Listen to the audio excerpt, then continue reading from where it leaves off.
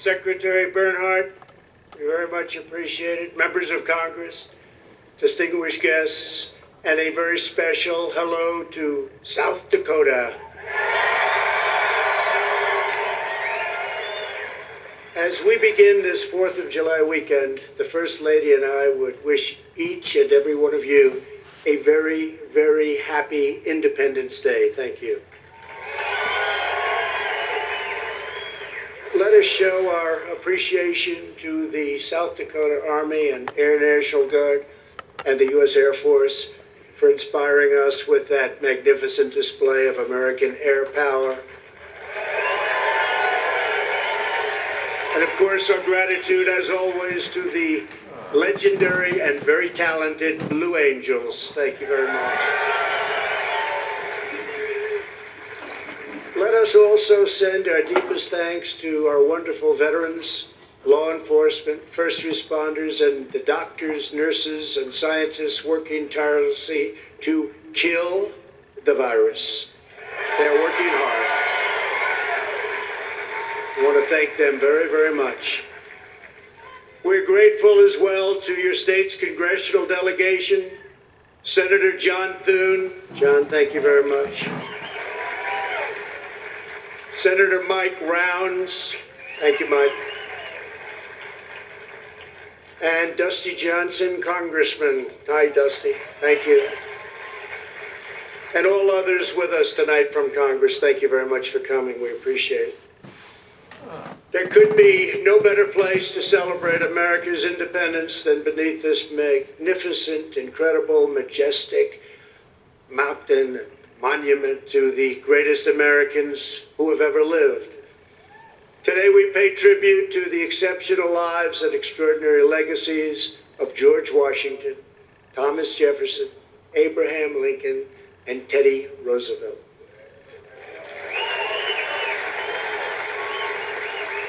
I am here as your president to proclaim before the country and before the world, this monument will never be desecrated. These heroes will never be defaced.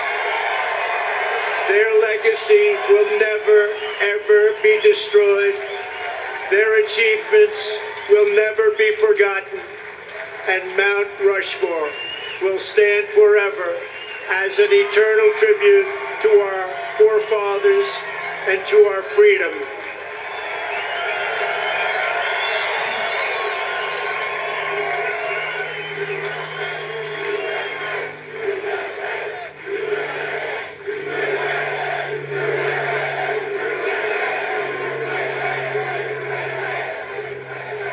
We gather tonight to herald the most important day in the history of nations, July 4th, 1776. At those words, every American heart should swell with pride. Every American family should cheer with delight. And every American patriot should be filled with joy. Because each of you lives in the most magnificent country in the history of the world. And it will soon be greater than ever before.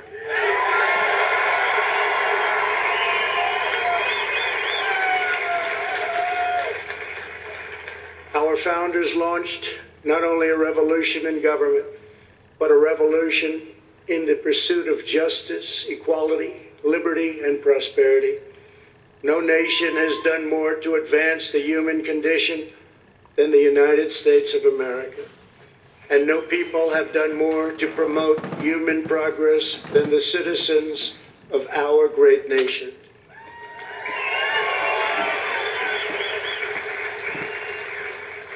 It was all made possible by the courage of 56 patriots who gathered in Philadelphia 244 years ago and signed the Declaration of Independence.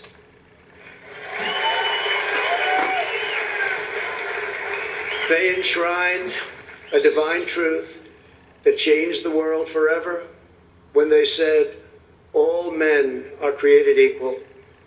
These immortal words set in motion the unstoppable march of freedom. Our founders boldly declared, that we are all endowed with the same divine rights given us by our Creator in heaven, and that which God has given us, we will allow no one ever to take away, ever.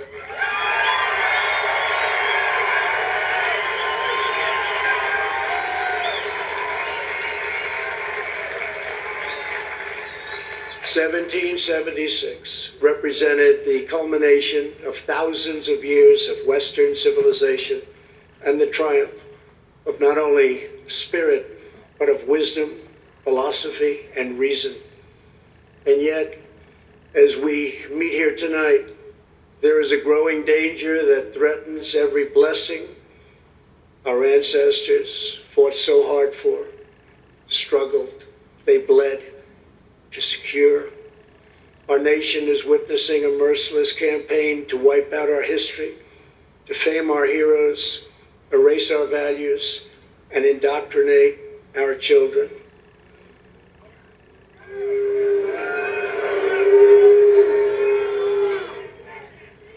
Angry mobs are trying to tear down statues of our founders, deface our most sacred memorials, and unleash a wave of violent crime in our cities. Many of these people have no idea why they're doing this, but some know exactly what they are doing. They think the American people are weak and soft and submissive. But no, the American people are strong and proud, and they will not allow our country and all of its values, history, and culture to be taken from them.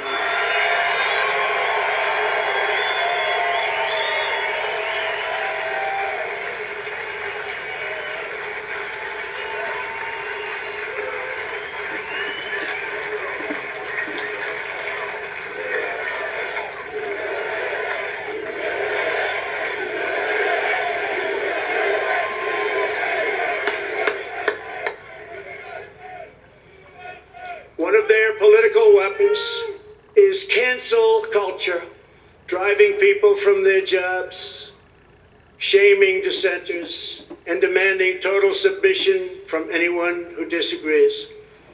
This is the very definition of totalitarianism, and it is completely alien to our culture and to our values, and it has absolutely no place in the United States of America.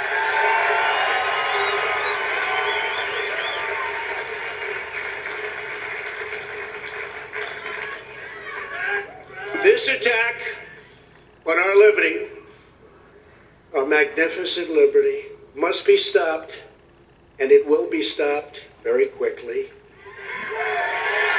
We will expose this dangerous movement, protect our nation's children, end this radical assault, and preserve our beloved American way of life. In our schools, our newsrooms, even our corporate boardrooms, there is a new far-left fascism that demands absolute allegiance. If you do not speak its language, perform its rituals, recite its mantras, and follow its commandments, then you will be censored, banished, blacklisted, persecuted, and punished. It's not going to happen to us. Make no mistake, this left-wing cultural revolution is designed to overthrow the American Revolution. In so doing, they would destroy the very civilization that rescued billions from poverty, disease, violence, and hunger, and that lifted humanity to new heights of achievement, discovery, and progress. To make this possible, they are determined to tear down every statue, symbol, and memory of our national heritage.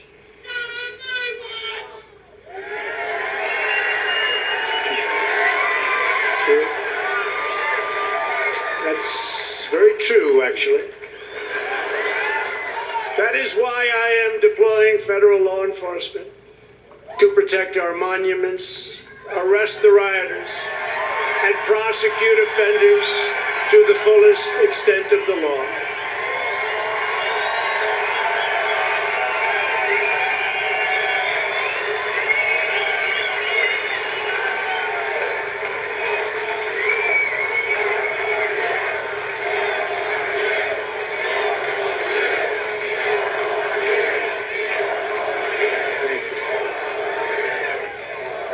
I am pleased to report that yesterday, federal agents arrested the suspected ringleader of the attack on the statue of the great Andrew Jackson in Washington, D.C. And in addition, hundreds more have been arrested. Under the executive order I signed last week pertaining to the Veterans Memorial Preservation and Recognition Act and other laws, people who damage or deface federal statues or monuments will get a minimum of 10 years in prison.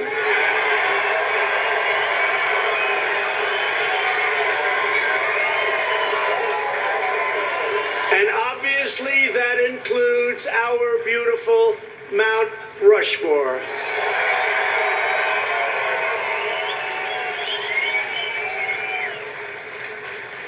Our people have a great memory. They will never forget the destruction of statues and monuments to George Washington, Abraham Lincoln, Ulysses S. Grant, abolitionists, and many others. The violent mayhem we have seen in the streets and cities that are run by liberal Democrats in every case is the predictable result of years of extreme indoctrination and bias in education, journalism, and other cultural institutions. Against every law of society and nature, our children are taught in school to hate their own country and to believe that the men and women who built it were not heroes, but that were villains. The radical view of American history is a web of lies. All perspective is removed. Every virtue is obscured. Every motive is twisted. Every fact is distorted. And every flaw is magnified until the history is purged and the record is disfigured beyond all recognition. This movement is openly attacking the legacies of every person on Mount Rushmore. They defile the memory of Washington, Jefferson, Lincoln, and Roosevelt. Today, we will set history and history's records straight.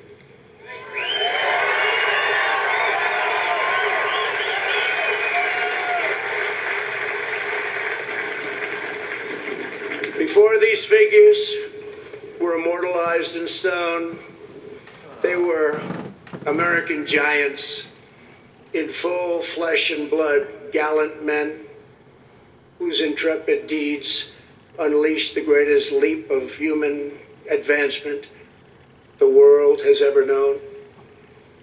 Tonight I will tell you, and most importantly, the youth of our nation, the true stories of these great, great men.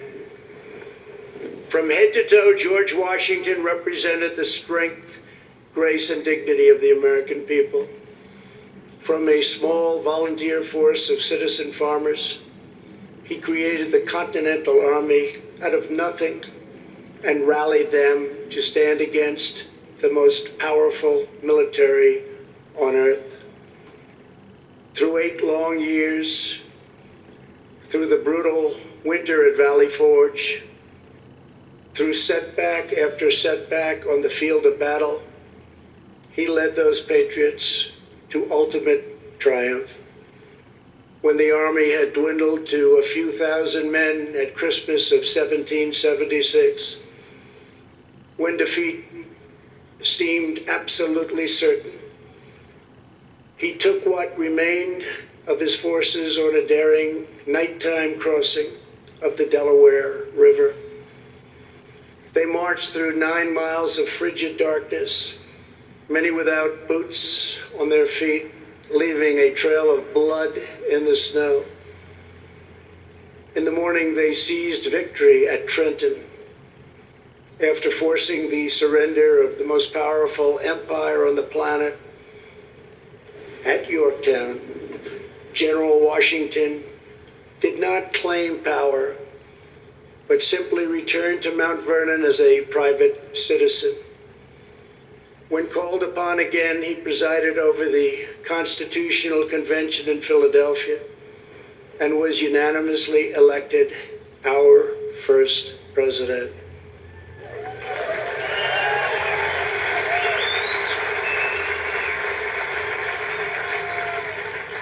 When he stepped down after 2 terms, his former adversary, King George, called him the greatest man of the age. He remains first in our hearts to this day. For as long as Americans love this land, we will honor and cherish the father of our country, George Washington.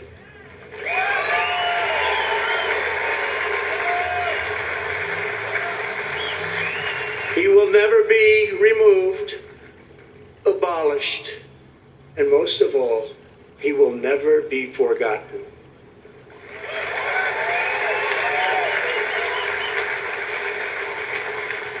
Thomas Jefferson, the great Thomas Jefferson, was 33 years old when he traveled north to Pennsylvania and brilliantly authored one of the greatest treasures of human history, the Declaration of Independence. He also drafted Virginia's Constitution and conceived and wrote the Virginia Statute for Religious Freedom, a model for our cherished First Amendment. After serving as the first Secretary of State and then Vice President, he was elected to the presidency. He ordered American warriors to crush Barbary pirates. He doubled the size of our nation with the Louisiana Purchase. And he sent the famous explorers Lewis and Clark into the West on a daring expedition to the Pacific Ocean. He was an architect, an inventor, a diplomat, a scholar, the founder of one of the world's great universities, and an ardent defender of liberty. Americans will forever admire the author of American freedom, Thomas Jefferson.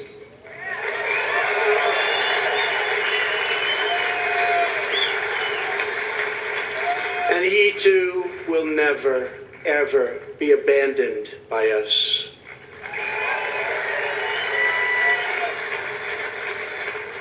Abraham Lincoln, the savior of our Union, was a self-taught country lawyer who grew up in a log cabin on the American frontier.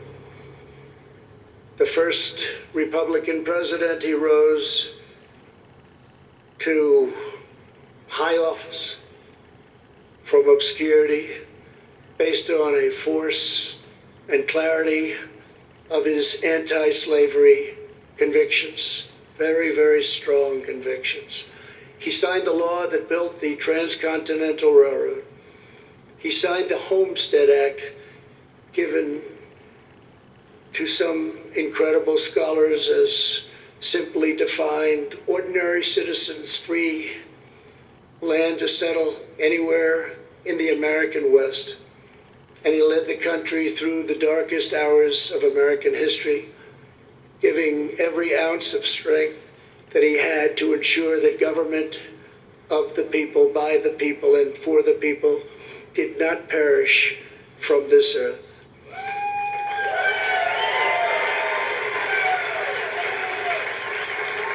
He served as Commander-in-Chief of the U.S. Armed Forces during our bloodiest war, the struggle that saved our union and extinguished the evil of slavery. Over 600,000 died in that war. More than 20,000 were killed or wounded in a single day in Antietam. At Gettysburg 157 years ago, the Union bravely withstood an assault of nearly 15,000 men and threw back Pickett's charge. Lincoln won the Civil War. He issued the Emancipation Proclamation. He led the passage of the 13th Amendment, abolishing slavery for all time.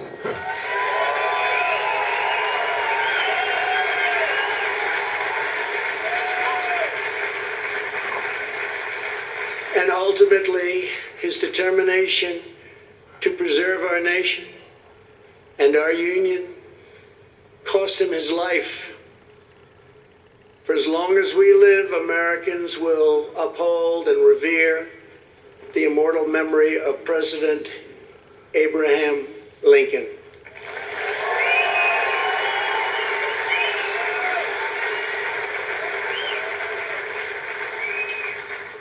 Theodore Roosevelt exemplified the unbridled confidence of our national culture and identity. He saw the towering grandeur of America's mission in the world, and he pursued it with overwhelming energy and zeal. As a lieutenant colonel during the Spanish-American War, he led the famous Rough Riders to defeat the enemy at San Juan Hill. He cleaned up corruption as police commissioner of New York City, then served as the governor of New York, vice president, and at 42 years old, became the youngest ever president of the United States.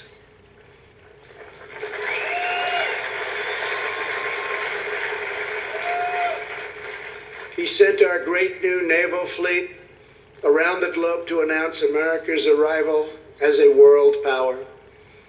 He gave us many of our national parks, including the Grand Canyon. He oversaw the construction of the awe-inspiring Panama Canal. And he is the only person ever awarded both the Nobel Peace Prize and the Congressional Medal of Honor. He was American freedom personified in full. The American people will never relinquish the bold, beautiful, and untamed spirit of Theodore Roosevelt.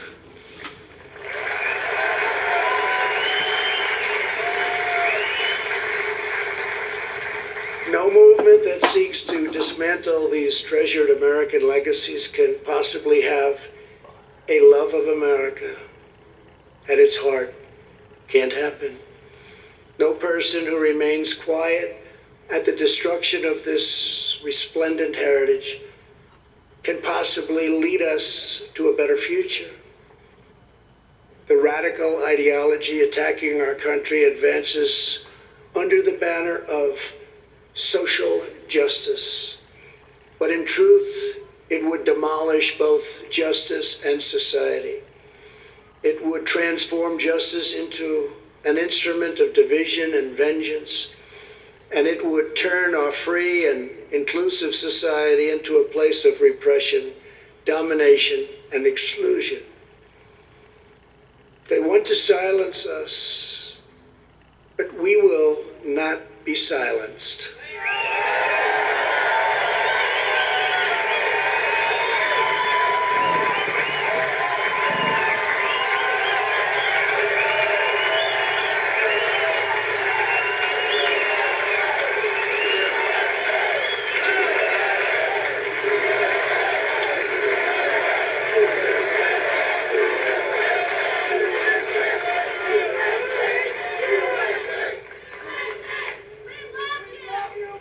Thank you. Thank you very much. Thank you very much.